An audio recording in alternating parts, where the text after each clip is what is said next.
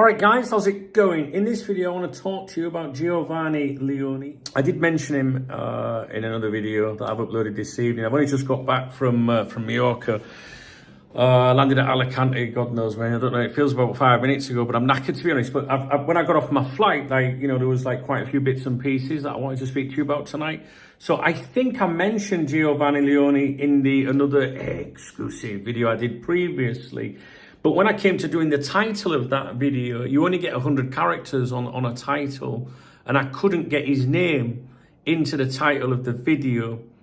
And unless people watch the video right to the end, they might have missed this bit out. And I think it's important, and I think that warrants a video of its own.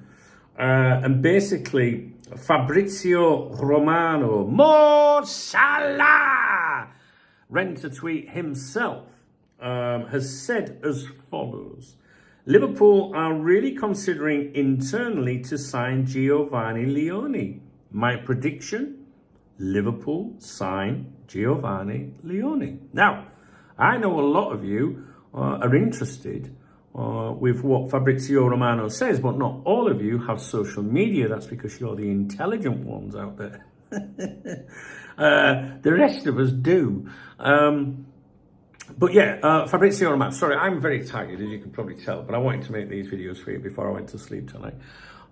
This player, it does sound like he is a fallback option if Liverpool don't get Mark Guéhi, if they can't agree a fee with Crystal Palace, which, we've spoke about him a bit the last few days. I think there was a Mail Stand video about the £45 million suggestion that could make it happen.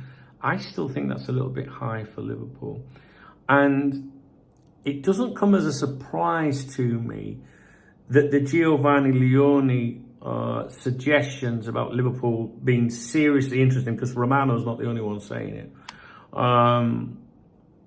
kind of ties in with maybe putting a little bit of pressure on Palace to be sensible, get that fee down a little bit.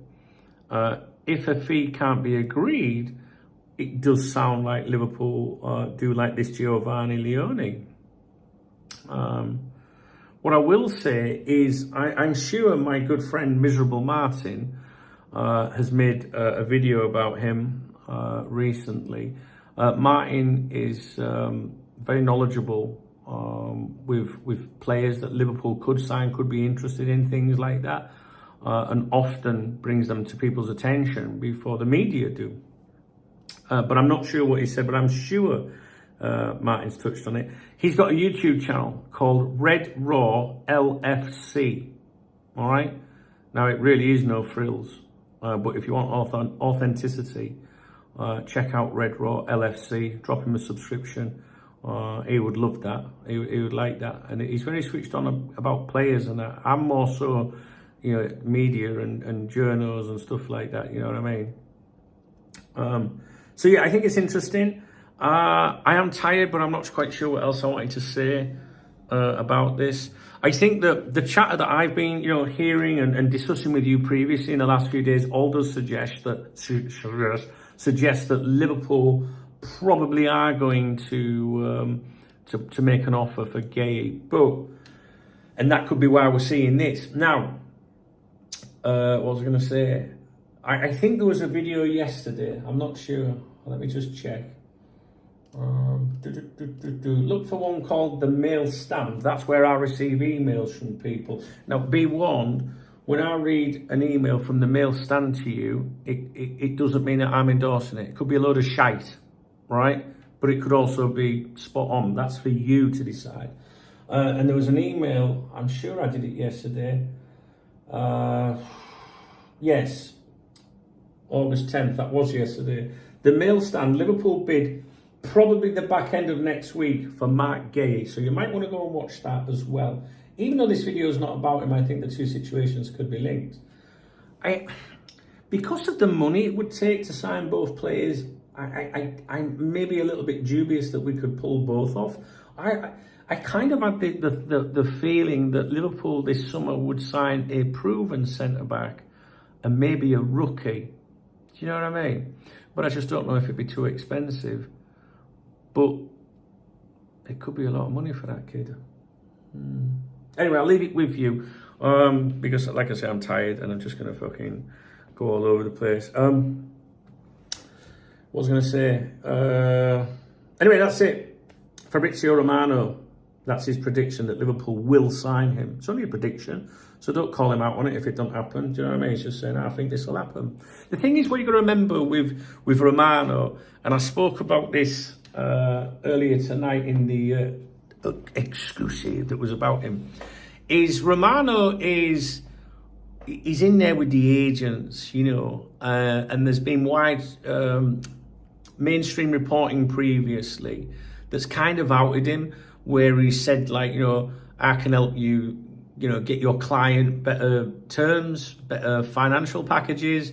I can amplify messages, get you, the agent, better deals, you know, cut kickbacks from signings, and also suggestions that he works with specific clubs, including Premier League clubs, but not Liverpool. There's no connection with Liverpool. Google Fabrizio Romano Thiago controversy or something like that, and you'll pick up maybe a little bit about that. You know, Liverpool, thank God, no. So the thing is with Romano, like, you know, I always listen for Joyce and Ornstein, but I like to see what Romano's got to say. Because with all of them, you always can get a little bit of propaganda, even from Joyce, you know.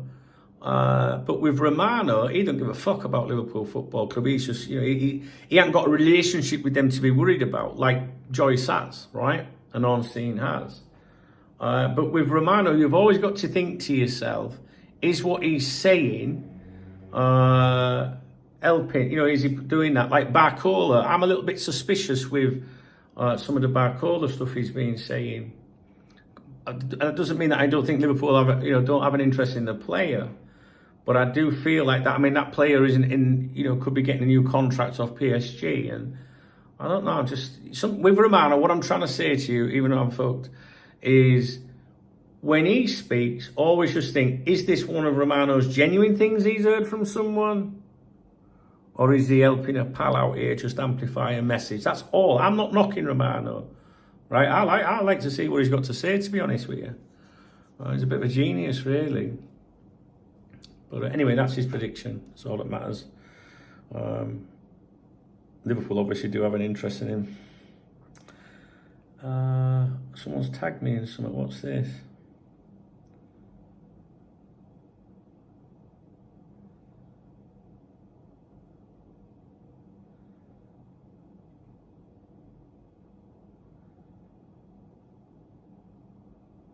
All right, okay.